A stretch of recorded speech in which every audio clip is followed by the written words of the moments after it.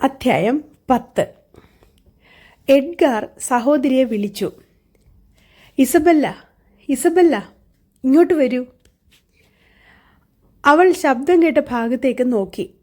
Edgar ദേഷ്യത്തോടെയല്ല വിളിക്കുന്നതെന്ന് മനസ്സിലായി. അവൾ സമാധാനിച്ചു. സാവധാനം ഇസബെല്ല എഡ്ഗാറിൻ്റെ അടുത്തേക്ക് ചെന്നു. വാ, നടക്കാം. എഡ്ഗാർ അതും പറഞ്ഞ് മെല്ലെ നടക്കാൻ ആരംഭിച്ചു. കഴിഞ്ഞ ദിവസങ്ങളിൽ ഹിത്ക്ലിഫുമായി ഉണ്ടായ സംഭവങ്ങൾ ഇസബെല്ല അറിഞ്ഞിട്ടുണ്ടായിരിക്കും. അതേത് രീതിയിലായാലും തൻ്റേതായ രീതിയിൽ വ്യാഖ്യാനിച്ച് പറഞ്ഞു കൊടുക്കുകയായിരുന്നു അയാളുടെ അപ്പോഴത്തെ ഉദ്ദേശം. ഹിത്ക്ലിഫുമായുള്ള ഒരു ബന്ധവും നല്ലതല്ല. ഇത്തരക്കാരുമായുള്ള പരിചയം തന്നെ അപകടമാണ്. നിന്റെ അഭിപ്രായം എന്താണ്? ഇസബെല്ല മറുപടി പറഞ്ഞില്ല. അവൾ തേങ്ങിക്കരയാനും മൂക്കു പിഴിയാനും തുടങ്ങി. ഇവർക്കാർക്കും സംഗതികളുടെ ശരിയായ സ്ഥിതി മനസ്സിലാക്കുവാൻ കഴിവില്ലേ എന്നാണ് ഞാൻ ചിന്തിച്ചത്. എഡ്ഗാർ മറുപടി കിട്ടാതെ വല്ലാതെ വിഷമിച്ചു. ദേഷ്യപ്പെട്ട് എന്തെങ്കിലും പറയിക്കാൻ എഡ്ഗാർ ഇഷ്ടപ്പെട്ടുമില്ല. ദിവസങ്ങളോളം ഇസബെല്ല കരച്ചിലും പിഴിച്ചിലുമായി ഇരുന്നു. കാതറിൻ മുറിയിൽ നിന്ന് പുറത്തിറങ്ങിയതേയില്ല. ഭക്ഷണം കഴിക്കാൻ പോലും അവൾ വിസമ്മതിക്കുകയാണ് ചെയ്തത്. എഡ്ഗാറും ഒറ്റയ്ക്ക് തന്നെയായിരുന്നു. കാതറിൻ വന്ന് ക്ഷമ ചോദിക്കുമെന്നാണ് എഡ്ഗാർ പ്രതീക്ഷിച്ചത്.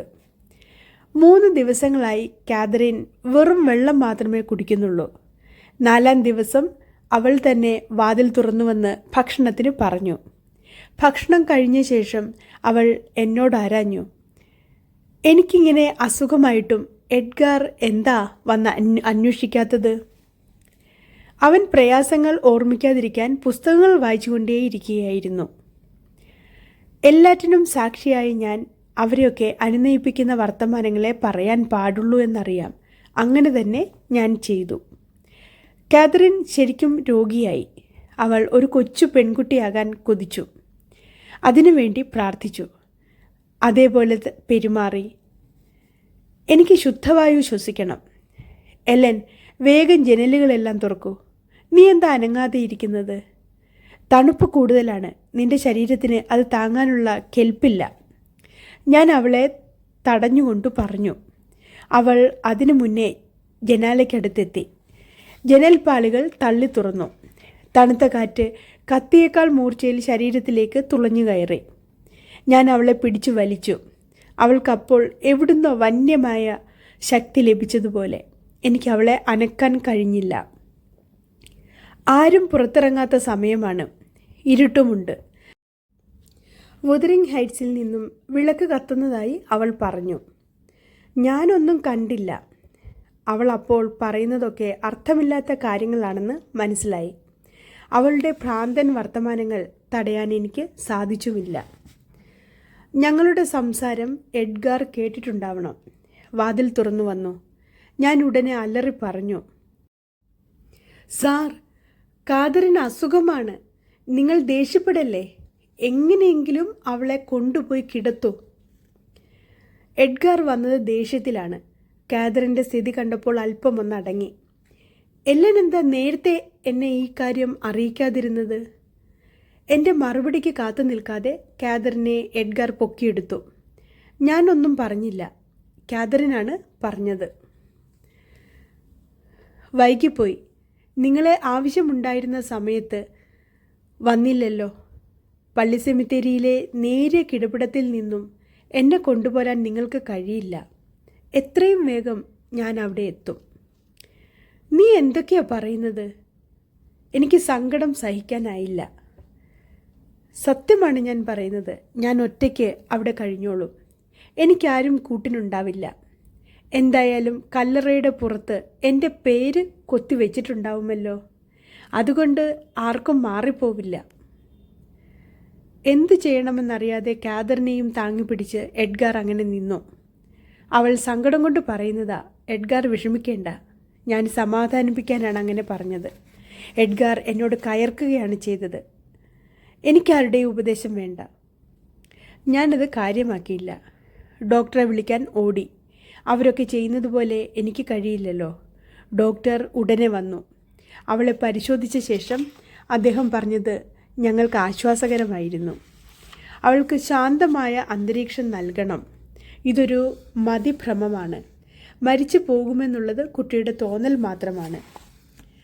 ആ പ്രയാസം ഒന്ന് അവസാനിച്ചു എന്ന് കരുതി ഇസബെല്ലയുടെ മുറി തുറന്നു കിടന്നത് കണ്ട് അവളോട് വിവരം പറയാമെന്ന് വിചാരിച്ച് മുറിയിലേക്ക് ചെന്നു. അകത്തു കടന്ന ഞാൻ ഞെട്ടി. അവിടെ ഇസബെല്ല ഇല്ല. വീട് മുഴുവൻ അവളെയും വിളിച്ച് നടന്നു. ഇസബെല്ലയെ കണ്ടില്ല. അധ്യായം 11. കാതറിനെ ശുശ്രൂഷിക്കുന്ന കാര്യത്തിൽ എന്നോടൊപ്പം എഡ്ഗാറും സഹകരിച്ചു. 2 മാസങ്ങൾ കൊണ്ട് അവളുടെ ജീവൻ രക്ഷിക്കാനായി. അപകടത്തിൽ നിന്നും രക്ഷപ്പെട്ടു എന്ന് ഡോക്ടറുടെ വാക്കുകൾ ഞങ്ങളെ ആശ്വസിപ്പിച്ചു. 2 മാസം കഴിഞ്ഞ സമയത്ത് തന്നെയാണ് ഹീത്ക്ലിഫ് ഇസബെല്ലയെ വുദറിംഗ് ഹൈറ്റ്സിലേക്ക് തിരിച്ചു കൊണ്ടുവന്നത്. അവൾ തിരിച്ചെത്തിയതിൻ്റെ 2-ാം ദിവസം എനിക്കൊരു കത്ത് കിട്ടി. ഇസബെല്ല കൊടുത്തയച്ചതാണ്. ഇനി മുതൽ അവൾ ഹീത്ക്ലിഫിൻ്റെ ഭാര്യയായി കഴിയാൻ തീരുമാനിച്ചു എന്നാണ് എഴുത്ത്. കാതറിൻ രോഗിണിയായതിന് കാരണക്കാരനായ എഡ്ഗാറിനെ ഹീത്ക്ലിഫ് വെറുക്കുന്നുവെന്നും അവനോട് പ്രതികാരം ചെയ്യാൻ സാധ്യതയുണ്ടെന്നും കൂടി എഴുത്തിലുണ്ട്. ഹിൻലിക്കാകട്ടെ ഹീത്ക്ലിഫിനോട് കടുത്ത വെറുപ്പാണത്രേ. ചീട്ടുകളിയിൽ ഹിൻലിക്ക് സർവ്വതും നഷ്ടപ്പെട്ടിരിക്കുകയാണ്. ഹീത്ക്ലിഫിൻ്റെ നിയന്ത്രണത്തിലായിരിക്കുകയാണ് വുദറിംഗ് ഹൈറ്റ്സ് വീട്. എഡ്ഗാറിനെ കൊണ്ട് ഒരു കത്തെഴുതിക്കാനും ഇസബെല്ല ആവശ്യപ്പെട്ടിട്ടുണ്ട്. ആ വിവരം ഞാൻ എഡ്ഗാറിനെ അറിയിച്ചു. അയാൾ എന്നോട് തട്ടിക്കയറുകയാണ് ചെയ്തത്. കത്ത് പോയിട്ട് ഒരു വാക്കുപോലും എഴുതുകയില്ലെന്ന് അവൻ തറപ്പിച്ചു പറഞ്ഞു. വുദറിംഗ് ഹൈറ്റ്സിലേക്ക് കനത്ത ഹൃദയത്തോടെയാണ് ഞാൻ ചെന്നത്. എത്തിയ ഉടനെ അകത്തേക്ക് നടന്നു. ആ വീടാകെ മാറിപ്പോയിരിക്കുന്നു. ഞാൻ ചെല്ലുമ്പോൾ ഹീത്ക്ലിഫും ഇസബെല്ലയുമുണ്ട് സ്വീകരണ മുറിയിൽ.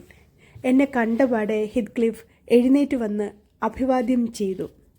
അവൻ ഒരു ചുറുചുറുക്കുള്ള ആളായി മാറിയിരിക്കുന്നു. ഇസബെല്ലയ്ക്ക് തളർച്ച ബാധിച്ചിട്ടുണ്ട്. ഇസബെല്ല എന്നെ അഭിവാദ്യം ചെയ്യുമ്പോൾ ആ തളർച്ച എനിക്ക് ബോധ്യപ്പെട്ടു. എഡ്ഗാറിൻ്റെ എഴുത്തുണ്ടായിരിക്കുമെന്ന് കരുതി അവൾ എൻ്റെ കയ്യിൽ പരതി. ഇല്ല എന്ന അർത്ഥത്തിൽ ഞാൻ തലയാട്ടി. അവൾക്കത് മനസ്സിലായില്ല. എന്തോ രഹസ്യമുണ്ടെന്ന് ഹീത്ക്ലിഫിന് മനസ്സിലായി. അതയാൾ വെളിപ്പെടുത്തുകയും ചെയ്തു. ഞാൻ തുറന്നു പറഞ്ഞേക്കാം, എനിക്ക് മുന്നിൽ ഒരു രഹസ്യവും വേണ്ട. ഇനി ഒളിച്ചു വെച്ചിട്ട് കാര്യമില്ല. ഹീത്ക്ലിഫ് കേൾക്കാത്ത വിധത്തിൽ ഇസബെല്ലയോട് ഞാൻ പറഞ്ഞു. എഡ്ഗാർ എഴുതുകയൊന്നുമില്ല. അത് പ്രതീക്ഷിക്കുകയേ വേണ്ട. അവൻ സന്ദർശിക്കുകയുമില്ല. ഇസബെല്ലയുടെ കണ്ണുകൾ നിറഞ്ഞു. അവൾ ആദ്യം ഇരുന്ന സ്ഥലത്തേക്ക് പോയിരുന്നു. കാതറിൻ്റെ അസുഖം എങ്ങനെയുണ്ട്? ഹീത്ക്ലിഫ് അന്വേഷിച്ചു. അവളുടെ ജീവൻ രക്ഷപ്പെട്ടിട്ടുണ്ട്. എനിക്കവളെ കാണണം. എന്താ പറയുന്നത്? ഇനിയും അവളെ രക്ഷപ്പെടാൻ അനുവദിക്കുകയില്ലേ? ഒരുവിധം അസുഖം ഭേദമായതേയുള്ളൂ. നിങ്ങളെയൊക്കെ അവൾ മറന്നു കഴിഞ്ഞു. ആരും അവളെ ശല്യം ചെയ്യരുതേയെന്ന് ഡോക്ടർ പ്രത്യേകം നിർദ്ദേശിച്ചിട്ടുണ്ട്. ഓഹോ, എന്നെ അവൾ മറന്നു കഴിഞ്ഞെന്ന് ആരാണ് പറഞ്ഞത്? എലൻഡിൻ അങ്ങനെ വിചാരിക്കുന്നുണ്ടാവും.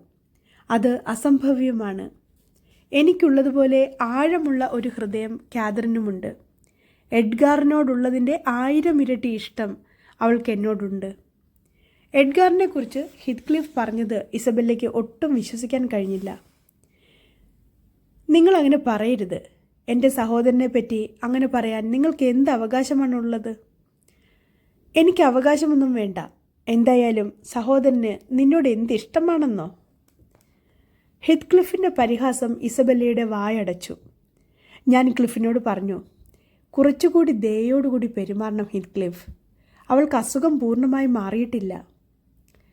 എല്ലൻ ഇതൊന്നും എഡ്ഗാറിനോട് പോയി പറയരുതേ, ഇസബെല്ല അപേക്ഷയോടെ ഓർമ്മിപ്പിച്ചു. അവൾ പറഞ്ഞിട്ടില്ലെങ്കിലും ഞാൻ അങ്ങനെ ചെയ്യില്ല. പ്രശ്നങ്ങൾ ഒന്നും ഉണ്ടാവാതിരിക്കാനാണ് ഞാൻ അവരുടെ ഇടയിൽ കിടന്നിങ്ങനെ ഞെരുങ്ങുന്നത്. ഹീത്ക്ലിഫ് ഇസബെല്ലയെ കല്യാണം കഴിച്ചത് എഡ്ഗാറിൻ്റെ മേൽ ശക്തി നേടാനാണെന്ന് ഇസബെല്ലയ്ക്ക് മനസ്സിലായത് കല്യാണത്തിന് ശേഷമാണ്. ഇവർ കലഹിക്കുകയാണെങ്കിൽ ഞാനത് കണ്ടുകൊണ്ടിരിക്കില്ല. ഞാൻ മരിച്ചു കളയും. ഇസബെല്ല സങ്കടം അഴിച്ചുവിട്ടു. ഹീത്ക്ലിഫ് അത് നിസ്സാരമാക്കിക്കൊണ്ട് പറഞ്ഞു, മതി പറഞ്ഞത്. നീ മുകളിലേക്ക് പോയിക്കോ. എന്നോട് എന്തോ പറയാനുള്ളതുപോലെയുണ്ട് ഹിത്ക്ലിഫിന്. ഞാൻ തിരിച്ചു പോരാൻ തുടങ്ങിയപ്പോൾ ക്ലിഫ് എന്നെ തടഞ്ഞു നിർത്തി പറഞ്ഞു, എനിക്കിപ്പോൾ അങ്ങോട്ട് ചെല്ലാൻ കഴിയില്ല. പക്ഷേ എനിക്ക് കാതറിൻ്റെ വിവരങ്ങൾ അറിഞ്ഞേ പറ്റൂ. എലൻ അതിന് എന്നെ സഹായിക്കണം. അവളെ നേരിൽ കണ്ടറിയണം. അത്രേ വേണ്ടൂ. ദിവസം 6 മണിക്കൂർ ഞാൻ തോട്ടത്തിൽ കാത്തിരുന്നു. കാതറിനെ കാണാൻ കഴിഞ്ഞില്ല. ഇപ്പോൾ അവളുടെ മനസ്സിന് ശാന്തതയാണ് വേണ്ടത്. ആരും അവളെ കാണണ്ട. കാണാൻ വേണ്ടത് ചെയ്യണമെന്ന് അവൻ പല പ്രാവശ്യം പറഞ്ഞിട്ട് ഞാൻ സമ്മതിച്ചില്ല. അവസാനം അവൻ തരുന്ന കത്ത് കൊടുക്കാമെന്ന് ഞാൻ സമ്മതിച്ചു. അധ്യായം 11 ഇവിടെ അവസാനിക്കുകയാണ്. കഥ ഇഷ്ടപ്പെട്ടുവെങ്കിൽ ലൈക്ക് ചെയ്യുവാനും ഷെയർ ചെയ്യുവാനും സബ്സ്ക്രൈബ് ചെയ്യുവാനും മറക്കില്ലല്ലോ. നന്ദി, നമസ്കാരം.